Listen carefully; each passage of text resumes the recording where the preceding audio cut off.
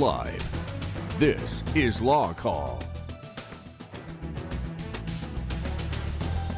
Hi, thanks for tuning in tonight. My name is Les McFadden. I'm with the law firm of Perry & Young, and this is Law Call, where we're taking your calls about legal questions live on the air. If you have a question, give us a call, 850-392-1544. And tonight's topic, we're talking about fighting the insurance company.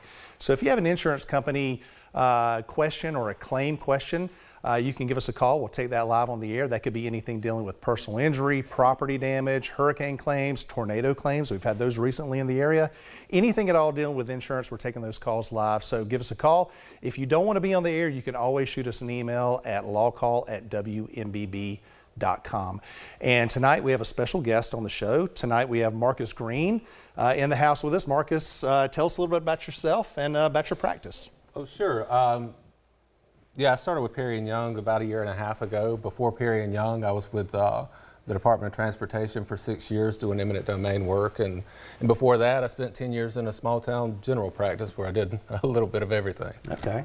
And working with FDOT, you did a lot. I mean, it was primarily eminent domain work. Tell us about eminent domain, because that's an area of practice that our firm has recently started taking on. Tell us a little bit about that, what that involves, and how you can help folks out. Sure. Yeah, eminent domain is when the government decides they need your property for a project, and they'll start with a written offer based on an appraisal. But if you don't come to an agreement, then ultimately they're going to take it through courts. And the way that we help people through that is just like in personal injury, the sooner you get an attorney involved, the better, to get the attorney and your experts working for you.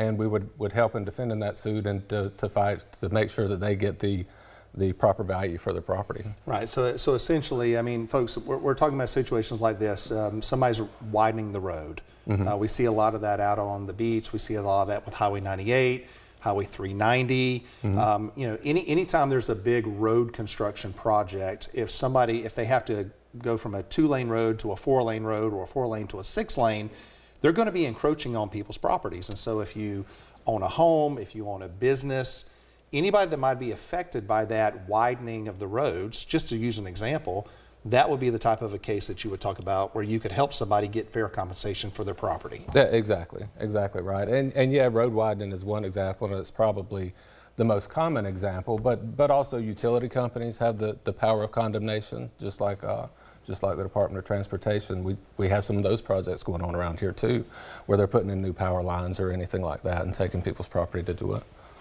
Okay. So really tonight's show, I mean, we're talking about insurance claims, we're talking about injury claims. If you have a question about a taking, you have property where there's a governmental project going on that might impact the value of your property, you can certainly give those questions to us tonight if you want to give us a call. Again, 850-392-1544, and we're taking those calls live.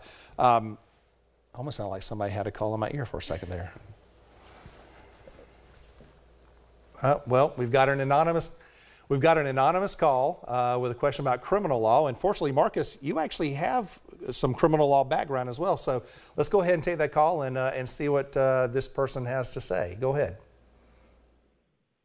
Yes, I was calling saying my fiance has a bill of sale from a truck, and he was arrested for grand theft.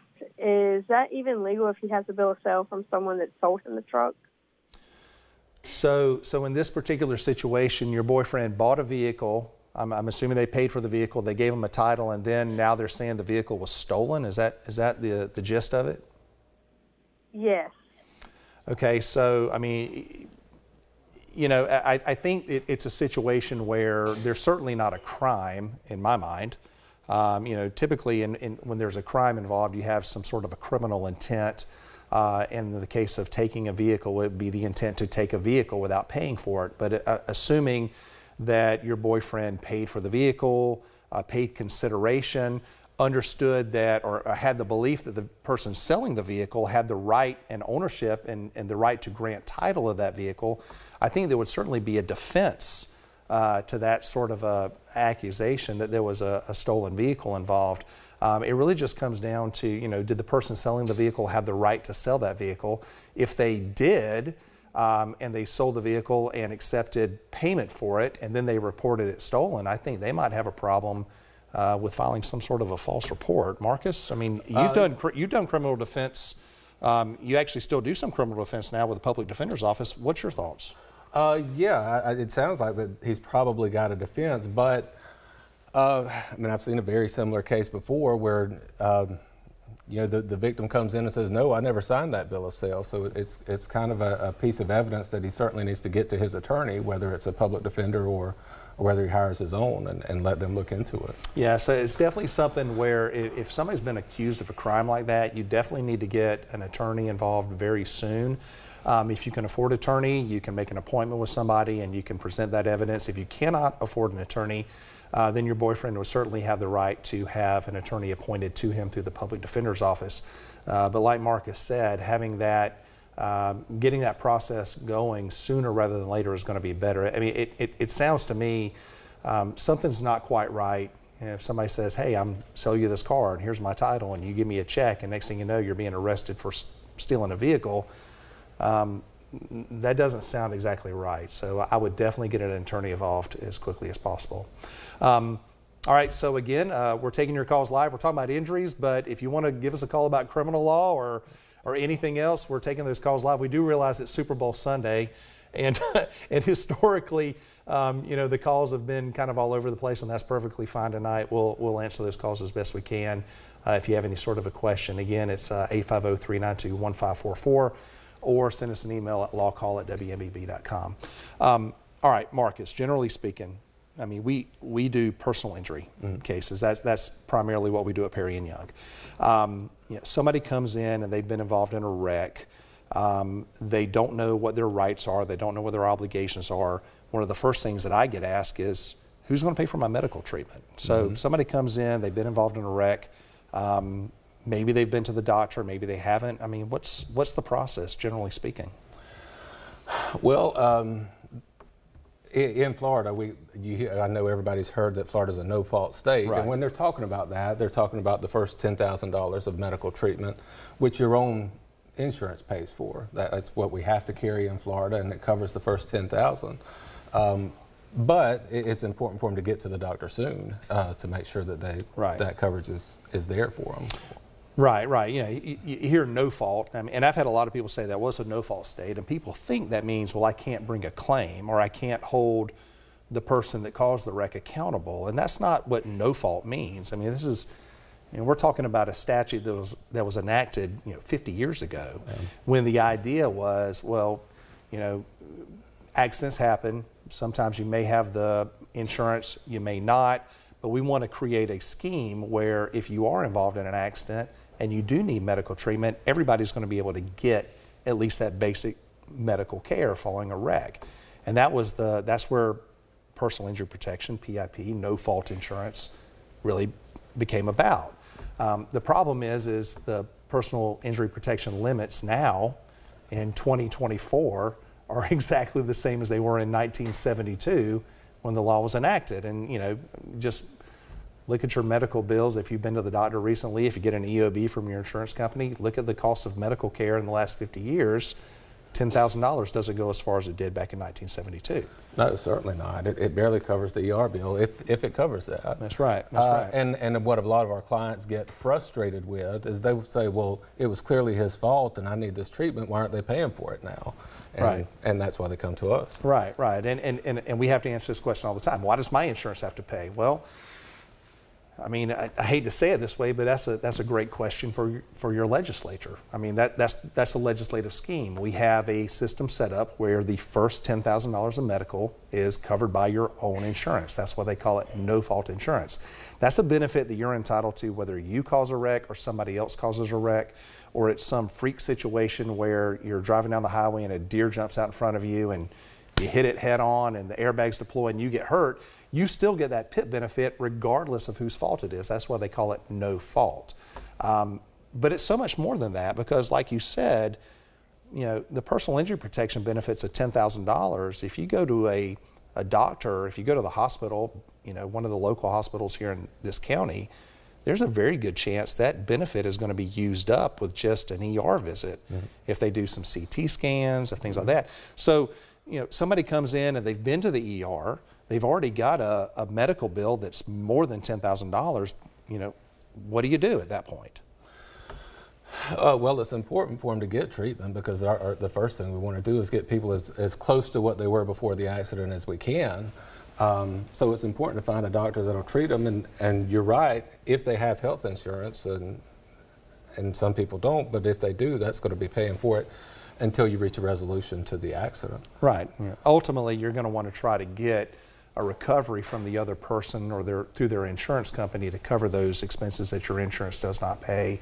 You know, a lot of things that insurance doesn't cover, lost wages, for example. You know, if you miss time from work, you know, your health insurance will cover your medical bills, but it's not going to cover your time off from work if you have to stay out of work for a few days, and especially if you're in a laboring type of a job. You know, you're a truck driver. You know, you're a nurse, or somebody has to stand on their feet all day. You're a teacher. I mean, you can't physically do the job, even though it may not require, you know, just constant physical exertion. You know, there's a lot of times people end up missing time from work because of doctor's appointments or that treatment. And so, you know, making a claim against the at-fault party, you know, that's really where we come in to try to help them get full compensation for their injuries. So again, if y'all have any questions about injuries, or, you know, we've talked about automobile insurance policies. If you've got a question about your automobile insurance policy, whether you have the right coverage, you can give us a call and we can walk you through that as well. Again, the number is 850-392-1544, or that email is lawcall@wmbb.com. We're going to come up close to our first break here. So if y'all have got a call, if you want to think about giving us a call, go ahead and get those thoughts lined up, and we'll take those live. But otherwise, we're going to go ahead and take our first break of the evening, and we'll be back in a few minutes.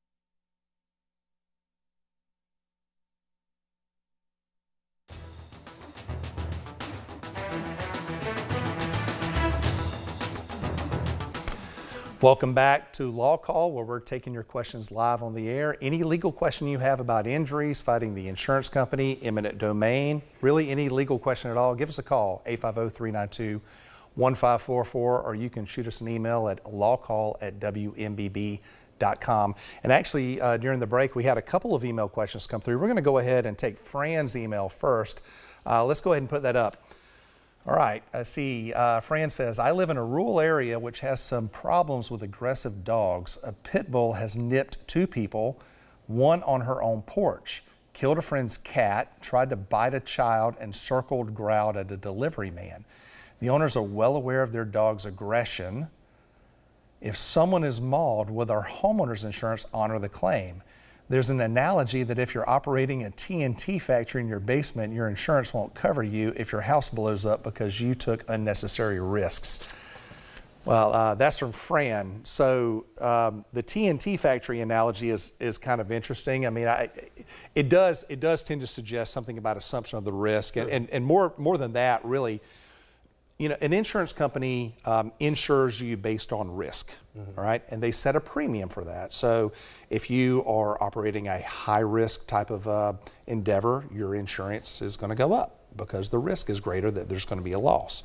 But, you know, the TNT factory in the basement, you know, as it relates to dog bites is a little bit different. I mean, dog bites in Florida are not really treated so much as an assumption of the risk. I mean, dog bites are more or less strict liability. So, I mean, Marcus, you know, if somebody is injured because a dog bites them, I mean, what's their recourse under Florida law? Well, yeah, it is strict liability, and the other person would be liable for the dog's bite. I think that Fran's question gets to whether their homeowner's insurance would cover it, Right. And I think that would depend on the wording of that particular policy. Right. You know, some insurance policies, you know, for example, if you have a pit bull, you may have an insurance policy that excludes dog bites. You may have an insurance policy that limits the coverage. So you may have, say, $100,000 or $300,000 of coverage for liability, but if you have a dog, you might have what they call a sublimit, where that dog bite, if somebody, you know, if somebody's injured by a dog, might only cover up to a certain amount, say $25,000 or $50,000, something less than that. So it really just depends on what the insurance policy says more than anything else. But in Florida, you know, dog bites, it's strict liability. If you own a dog and your dog bites somebody, you are responsible. Whether or not your insurance will step in and pick up responsibility for that, it really depends on the policy.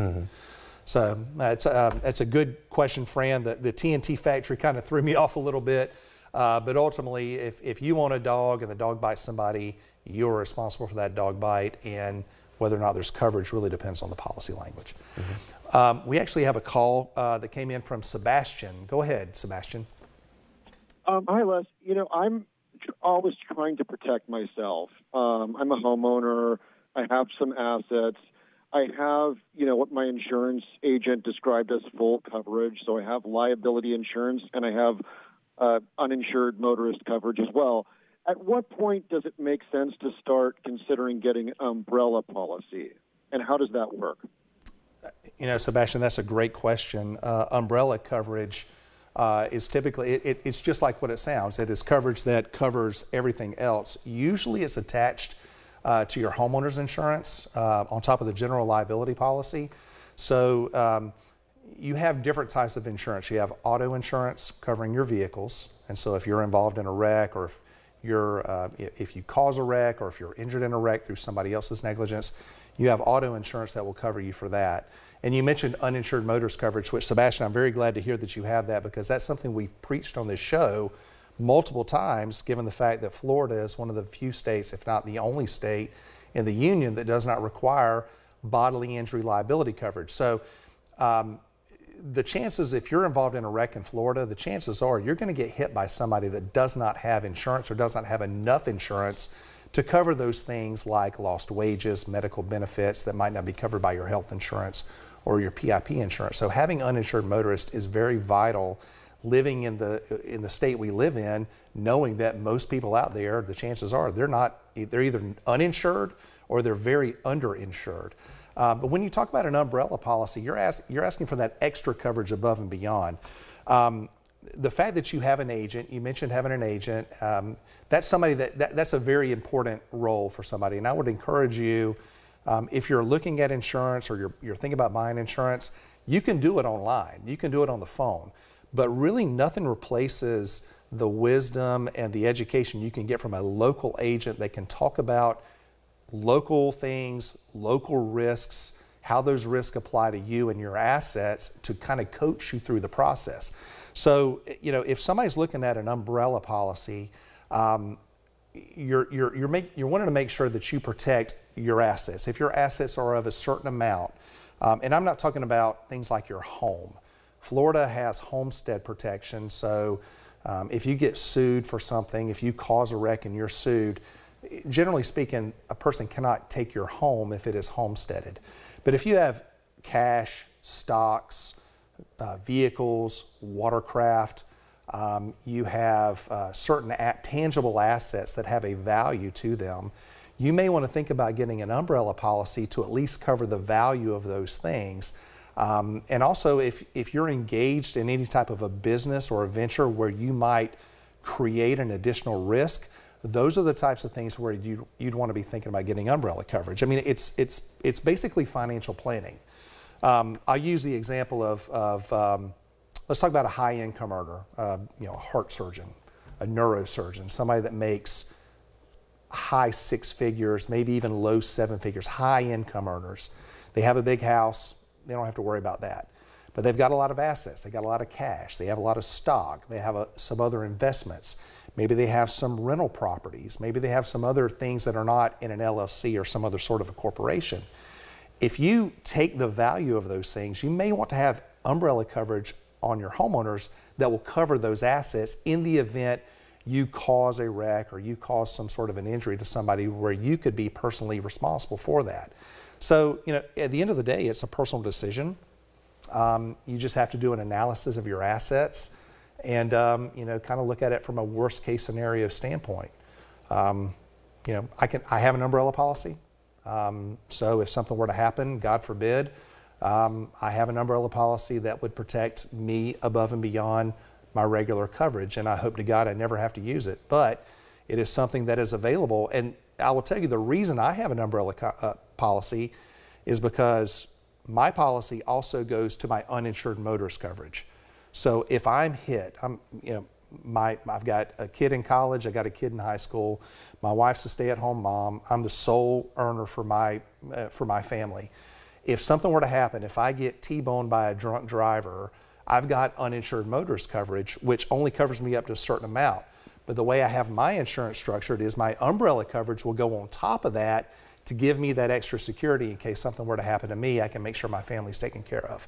So again, it's one of those things you should talk to your agent about it, but if you have any questions, talk to a lawyer about it too. We can give you the worst case scenarios and the horror stories that you may decide you want to go ahead and get that extra coverage. So we're going to go ahead and take a break right now, but Sebastian, thank you for that call, and we'll be right back.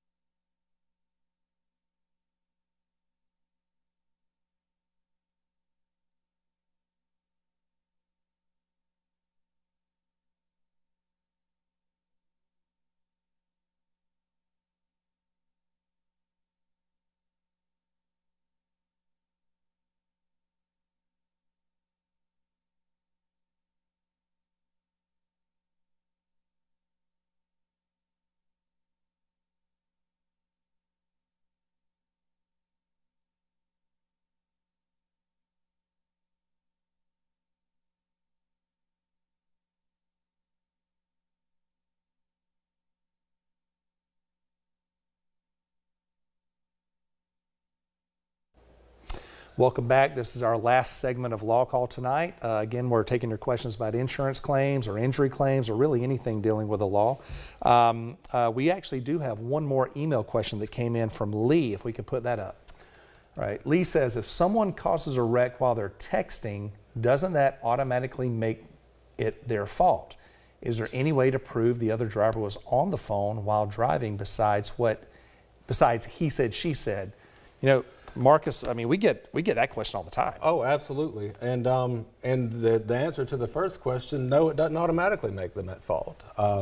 It's certainly something we look at, and one of the first things we do is send out an evidence preservation letter to get people to hold the cell phone so that we can download those and see what they were doing at the time of the crash. And it could certainly add to it. That's the kind of evidence that we're looking for to see whose fault it is, but it doesn't automatically make it their fault. Right. I mean, if somebody's sitting at a red light texting and they get rear-ended, it's clearly not their fault. Right, right. But yeah, there are absolutely ways to prove whether they were texting. Well, you know, Lee's question, they seem to indicate that someone caused the wreck and they were texting while driving. And, you know, that actually opens up some additional factors. There were some studies, I believe the University of Utah, a professor out there did a study that came to the conclusion that texting while driving is roughly the equivalent of drinking while driving.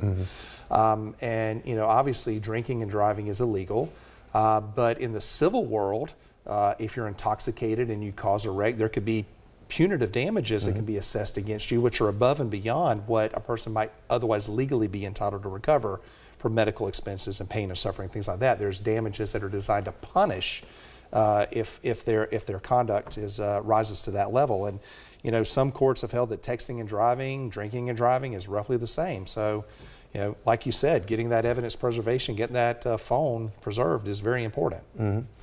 So, you know, that's something, again, you want to get a lawyer involved in that quickly, and they can make sure that they preserve that evidence so that you don't miss out on something later on that might be vital to your case. All right, so we only got a short period of time left, but now we're time for shout outs. So you got anybody you want to say hello to? Yeah, they're probably all in bed, but hey to Leah, Marley, and John Ross. And I'll see y'all in about an hour.